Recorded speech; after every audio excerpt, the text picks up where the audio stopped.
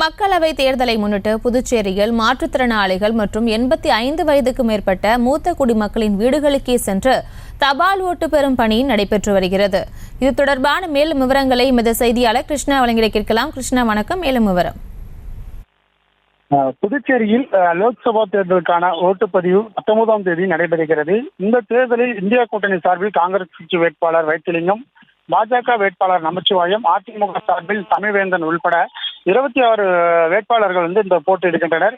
புதுச்சேரியில் மொத்தம் ஆண் வாக்காளர்கள் 4,80,569 வாக்காளர்களும், பெண் வாக்காளர்கள் 5,42,929 வாக்காளர்களும், மூன்றாம் பாலினத்தினர் 151 பேரும் என மொத்தம் 10,23,669 வாக்காளர்கள் உள்ளனர்.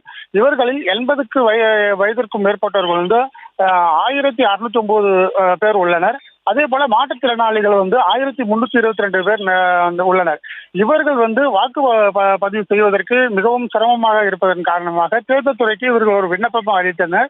இவர்கள் தங்கள் வீட்டிற்கு வாக்களிக்க வேண்டும் என, அதற்கான ஒப்புதலை அளிக்க வேண்டும் என கோரிக்கை வைத்திருந்தனர். அதன் அடிப்படையில் தேர்தல் துறை ஒப்புதல் அளித்து அதற்கான வேலைகள் நடைபெற்று வந்த நிலையில நேற்று முதல் இந்த 87 வயதிற்கும் மேற்பட்ட வாக்கு முதியவர்களுக்கும் மாற்றுத்திறனாளிக்கும் வீடுகளில் சென்று தற்பொழுது வாக்கு செலுத்தும் பணியானது நடைபெற்று வருகிறது. விவரங்களுக்கு நன்றி.